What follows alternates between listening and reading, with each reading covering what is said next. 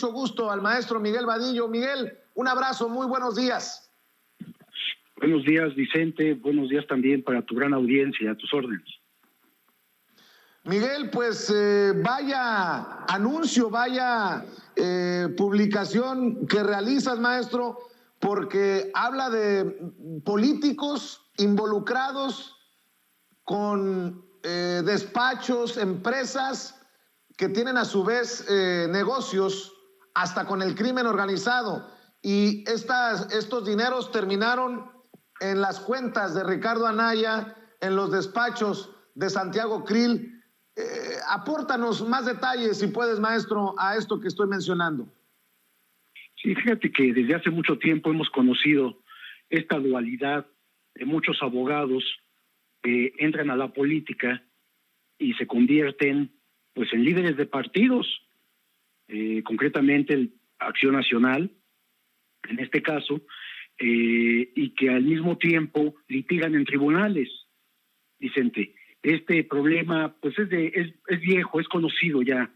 Me parece que Santiago Krill es una mala copia de Diego Fernández de Ceballos, al que para muchos es su jefe, porque así le apodan, y es una mala copia porque aspira a ser como él y lo copia en todo. Veamos, por ejemplo, que Santiago Krill fue el promotor, impulsor y quien preparó a Ricardo Anaya para contender por la presidencia de la República. Afortunadamente perdieron, porque bueno, no me imagino un país gobernado por estos. Y es una mala copia porque Santiago Krill hace también lo mismo. Es un político de derecha que ha estado en contra de cualquier programa social gubernamental, distinto a lo que pasaba antes, por supuesto, actualmente de Andrés Manuel López Obrador, y también se mantiene despachos es en plural, de abogados, desde donde opera, con la influencia política que esto les permite, y que pues desgraciadamente no hay leyes que prohíban esto, que habría que decir, a ver, Santiago Krill, si tú estás devengando un salario en el Congreso, pues debes de apartarte del litigio, de tribunales, porque no puedes tener esa doble función, porque es inmoral, Vicente. Como bien dice el presidente, esto es inmoral, porque por las mañanas litigan en tribunales y en las tardes, noches, están aprobando leyes en los congresos. Entonces esto no puede seguir siendo. Esto lo hizo toda su vida Diego Fernández de Ceballos y ha sido muy criticado. Entonces está en la misma situación, pero ahora con un agravante.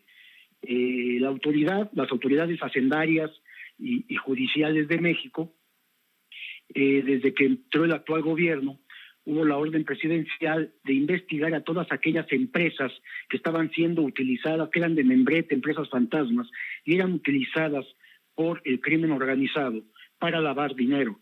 Pero no solamente lavar dinero, sino que también elaboraban facturas apócrifas para que no se pagara impuestos, una serie de delitos que venían con estas empresas fantasmas, que muchas no tienen ni direcciones o direcciones falsas, y muchos de sus socios o sus miembros de estas empresas tampoco corresponden a la realidad, son nombres ficticios o nombres de personas, porque a veces ponen al chofer, al ama de casa, a alguien, algún trabajador, los ponen al frente de estas empresas sin que ellos lo sepan.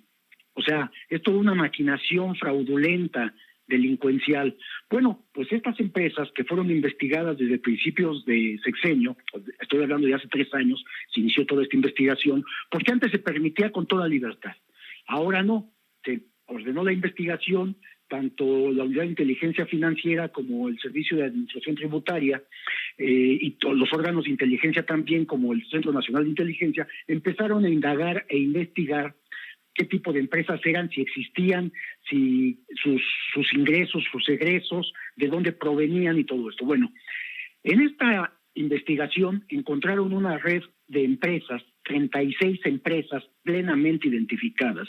La mayoría de ellas operan en Zapopan, Jalisco. Zapopan, como tú bien sabes, junto con Bahía de Banderas en Nayarit, son los 2 bastiones principales del cártel Jalisco Nueva Generación.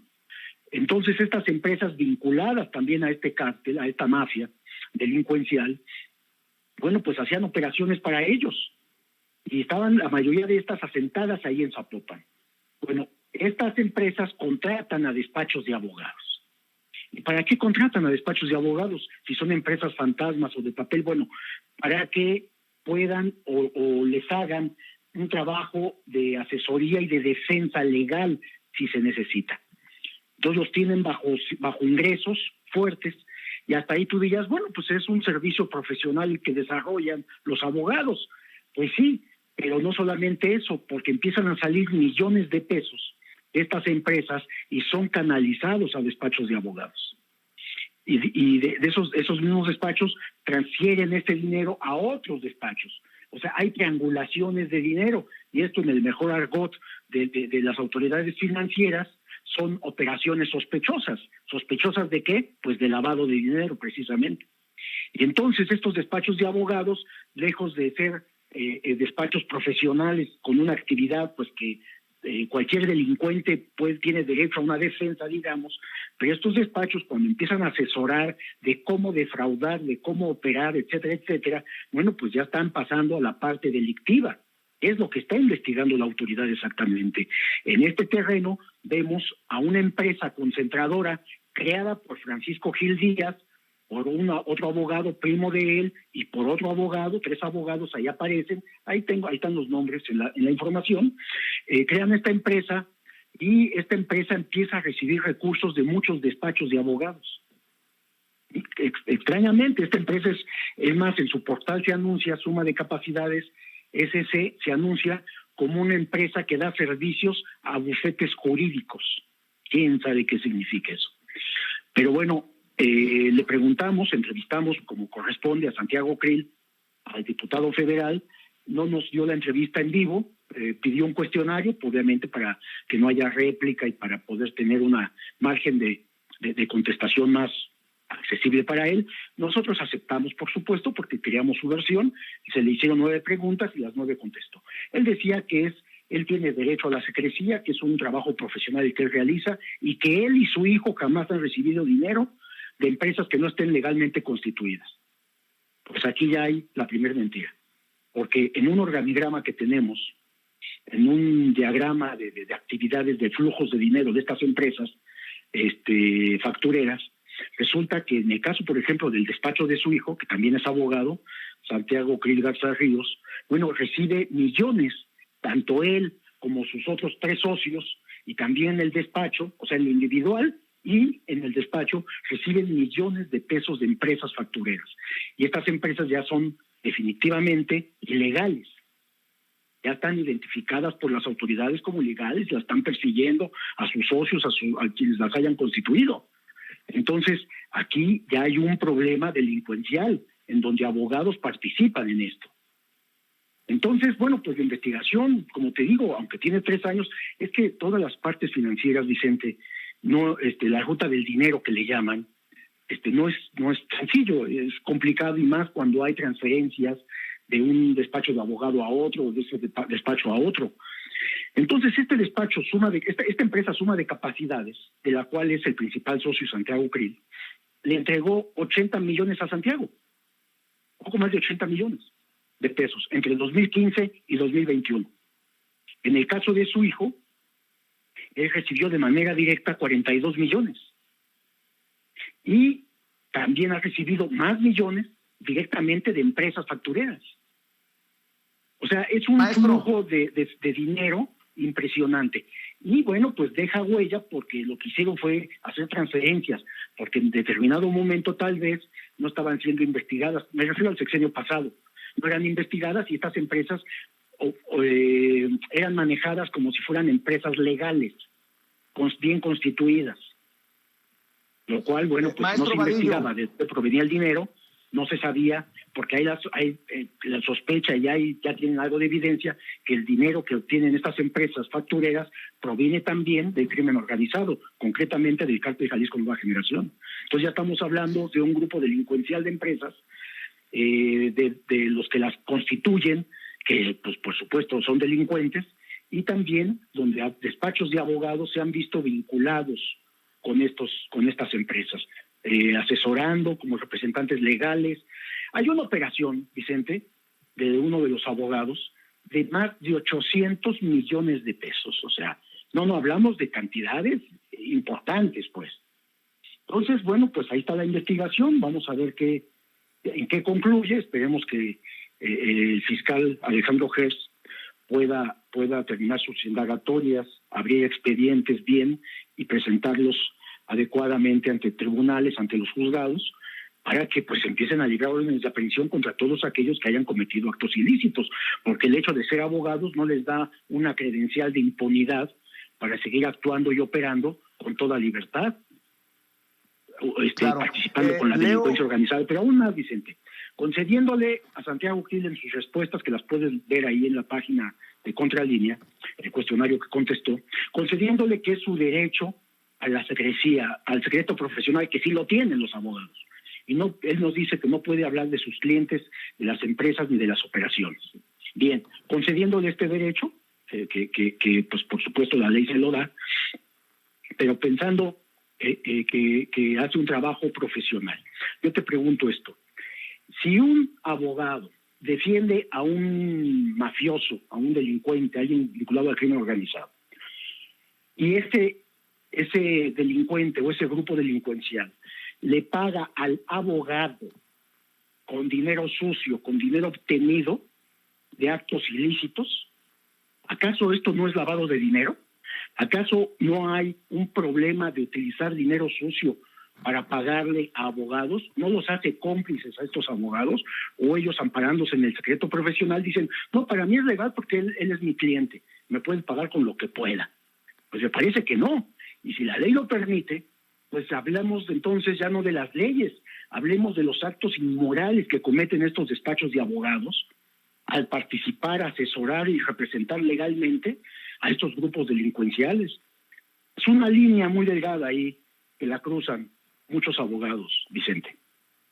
Muy importante lo que acabas de mencionar, maestro Miguel Vadillo, director de la revista Contralínea. Miguel, me llama mucho la atención esto que también escribes en el artículo, en el reportaje, en la investigación. Dice, según el organigrama de las operaciones financieras sospechosas del despacho Suma de Capacidades SC de Santiago Krill, también salieron recursos por 4.1 millones de pesos para el excandidato presidencial del PAN, Ricardo Anaya Cortés, actualmente sujeto a investigación penal por presunto involucramiento en una red de sobornos que recibieron de Pemex en el gobierno de Enrique Peña Nieto para que legisladores panistas aprobaran la llamada reforma energética.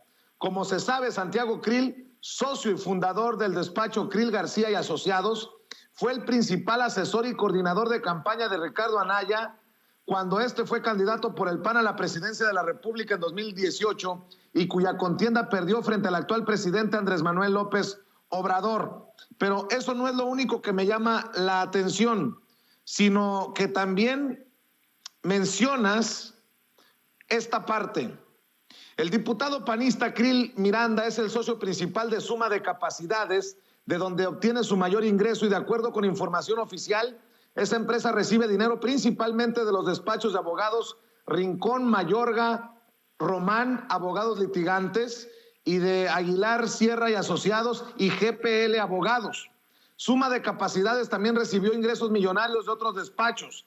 Aguilar, Sierra y Asociados le transfirió cerca de 13 millones de pesos, Krill Rodríguez y Abogados más de 8 millones de pesos, C. Claro, socio de Alfa Credit, 4.3 millones, GPL Abogados, 3.4 millones de pesos. Y esto es lo relevante. El socio principal de Aguilar, Sierra y Asociados es Eduardo Ismael Aguilar Sierra, quien es representante del PAN ante el Instituto Nacional Electoral y cuyo despacho recibió 3.4 millones de pesos de municipios gobernados por panistas.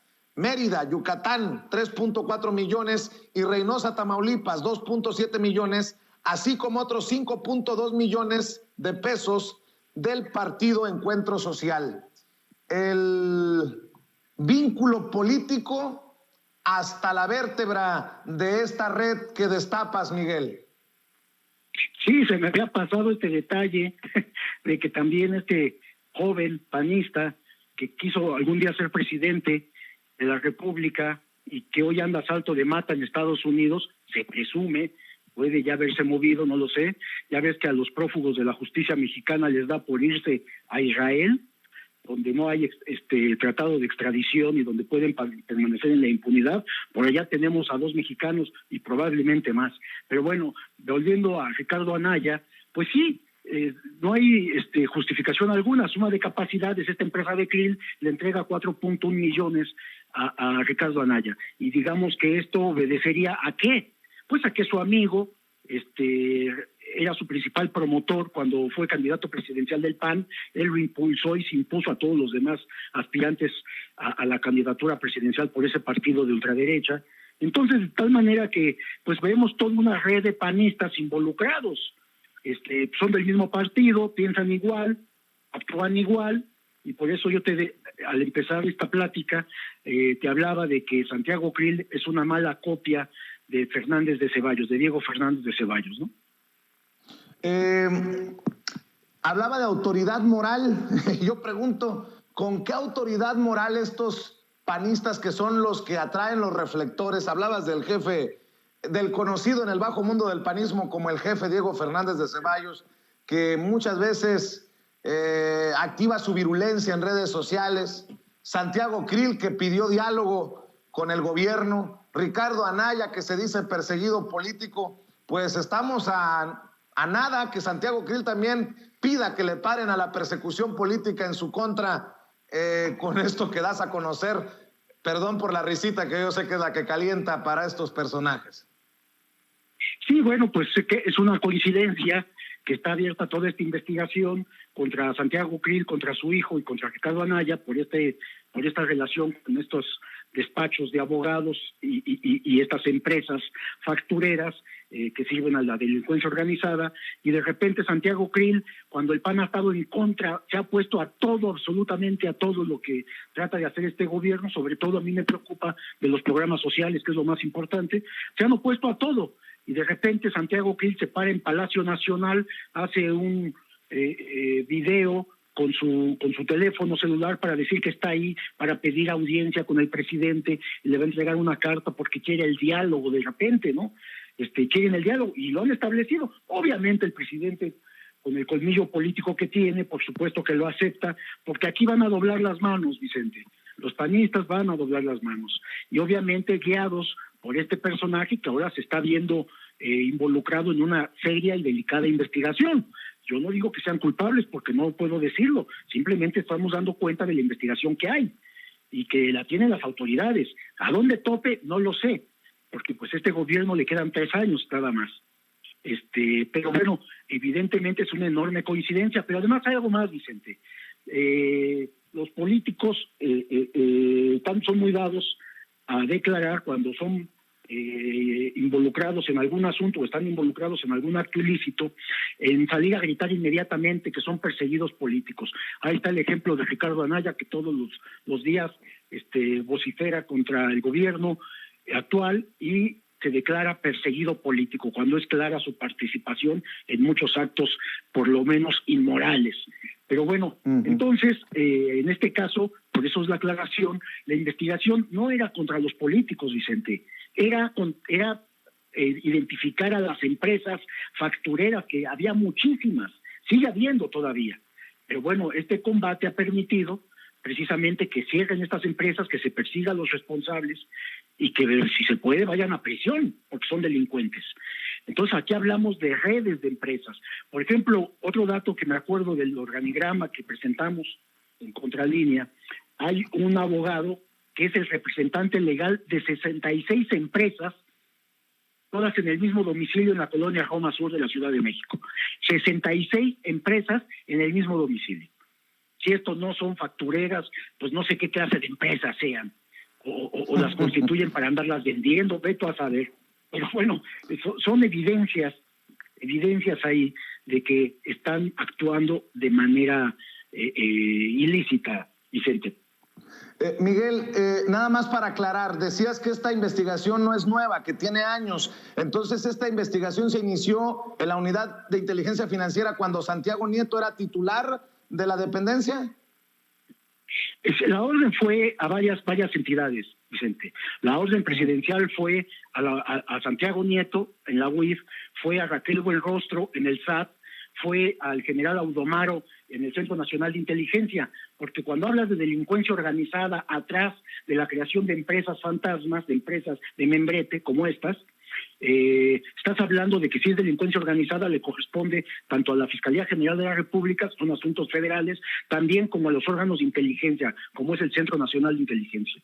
Y no dudo que también los órganos de inteligencia de Marina y de la Defensa tengan esta misión de identificar empresas, porque hay otra empresa ahí en el organigrama, si tú lo observas, que por ejemplo tuvo ingresos en un par de años de cerca de 200 millones de pesos y su gasto fue de solo 2 millones, dicen. O sea, dices, ¿cómo opera o qué? ¿Qué empresa tan exitosa te da esos márgenes tan altísimos de ganancia, no? Entonces, claro, la investigación se hace sobre las empresas desde principios de año y la orden fue a todos estos órganos gubernamentales. Entonces, ahí, al investigar a estas empresas, se descubre que varias que transferencias de dinero de estas empresas que están identificadas plenamente, fueron a parar a los bolsillos de abogados y en muchos casos era para triangular dinero hacia otras personas que terminaron también en algunos políticos, como lo estamos dando a revelar. Así es, Miguel, antes de que te vayas, quiero decirte que estoy muy emocionado que el periodismo de investigación que ustedes realizan esté también marcando agenda. Vaya reportajes, vaya investigación que están presentando muchas de estas notas firmadas por Nancy Flores sobre el INE y los gastos superfluos. Entre otras cosas, han publicado que a los consejeros el INE les paga desde seguros hasta su comida y coche con chofer. Se han llevado la mañanera. Me imagino que como director de la revista has de estar muy orgulloso, Miguel. Yo quiero decirte que nosotros en Sin Censura estamos comprometidos con replicar lo que hacen, con decirle a la gente que tienen ya un programa digital, y te lo digo sin falsa... te lo digo sinceramente y creo que así lo has sentido, que en Sin Censura nuestro compromiso es con la audiencia y ustedes están haciendo un excelente trabajo. Me imagino que como director de la revista... Pues es también emocionante ver cómo Nancy se presenta en Palacio Nacional y ha hecho temblar a más de uno. También seguramente arreciarán los ataques porque la perra anda brava, como digo. Sí, yo estoy muy contento con el equipo de trabajo. Hacen un esfuerzo todos los reporteros de Contralínea, la verdad. Son muy profesionales y ya tenemos pues 20 años precisamente de andar por estas en Contralínea. Yo tengo mucho más en el periodismo, ya estoy bastante viejo para esto, pero en Contralínea tenemos 20 años y este equipo de reporteros que me han acompañado estos 20 años pues han estudiado, se han profesionalizado, hacen un trabajo excepcional. Yo estoy muy orgulloso de ellos, de que trabajen en el equipo de Contralínea y por supuesto pues te agradecemos tus comentarios. Para nosotros es un halago y nos da más fuerzas para continuar nuestro trabajo investigativo. Y sí, efectivamente, esto puede traer siempre, como sabemos y nos ha pasado, consecuencias, Vicente. Pero bueno, pues es parte del trabajo. No vamos a dejar de hacer periodismo jamás mientras estemos vivos y lo hacemos con mucho gusto y con mucho orgullo, sobre todo con una enorme responsabilidad periodística y con un enorme compromiso por la democracia, por la libertad y por la justicia, Vicente. En momentos en que el periodismo mexicano atraviesa una crisis, es importante lo que dices, Miguel, en momentos en que hay, entre comillas, periodistas, comunicadores, personajes que tienen los micrófonos abiertos y las cámaras en espacios de alcance nacional y hasta internacional, no hay otra forma más que apostarle a esto que se hace, ¿no? Con honestidad, con transparencia y por el bien de las audiencias. Ahora que el presidente Andrés Manuel López Obrador ha informado que se ha contagiado nuevamente con coronavirus, se confirma aquello que dijo, que son tiempos de canallas, son tiempos de sopilotes y muchos sopilotes, desafortunadamente, desde estos medios de comunicación, personajes encumbrados dizque en el periodismo mexicano, pero que le han hecho gran daño al gremio, a la labor, Miguel. Alguien que desea un mal para otra persona es una mala persona, Vicente. Y como decía Kapuscinski, para ser un buen periodista primero tienes que ser una buena persona. Todos esos que salen a vociferar en contra del presidente en este momento, que anuncia que ha sido contagiado por este virus y se alegran de ello, son malas personas, Vicente, es lo que te puedo decir. Por supuesto que todos los demás mexicanos, que somos la mayoría, deseamos su pronto restablecimiento y sabemos que va a salir adelante. Es un hombre con una fortaleza impresionante, que por lo menos a mí, antes de que empezara su gobierno, pues claro que tenía dudas y yo cuestioné muchas cosas y demás, pero al paso del tiempo me he ido convenciendo de este compromiso que tiene el presidente de la República con la nación, con los mexicanos, con el país. Y esto pues a mí me llena de orgullo tener un presidente de esta naturaleza, Vicente. Miguel, en el canal de YouTube ya están transmitiendo todas las mañanas. En la página de internet, en redes sociales, ahí es donde siguen publicando y en donde espero que las miles de personas que están conectadas en Sin Censura apoyen, porque de eso se trata, de seguir invitando a la gente para que se informe con ustedes, Miguel. Te agradezco mucho, sí, por supuesto, estamos en YouTube, en todas las plataformas, y bueno, vamos a continuar haciendo. Afortunadamente, hoy tenemos una salida de información para muchos, por muchos canales, por muchas vías. Ya no necesitamos de los grandes periódicos, de las grandes televisoras para informar nuestras investigaciones, tenemos cómo hacerlo, y esto pues nos da una enorme ventaja para hacerlo de manera... Pues nosotros de todo el equipo. Entonces, estamos muy contentos con lo que está ocurriendo y, pues, por supuesto, seguimos haciendo un trabajo de investigación a todas las esferas gubernamentales, del sector privado, del sector sindical, de la sociedad. Todo aquello que le interese a la gente, nosotros estamos ahí metidos investigando, Vicente. Suscríbanse al canal de Contralínea y si quieren seguir al maestro Miguel Vadillo, director de la revista, búsquenlo en Twitter en @vadillo_contra. Miguel, muchas gracias por este tiempo que le dedicas a la audiencia de Sin Censura y estamos al pendiente que este 2022 venga cargado de éxitos profesionales y bendiciones familiares, Miguel.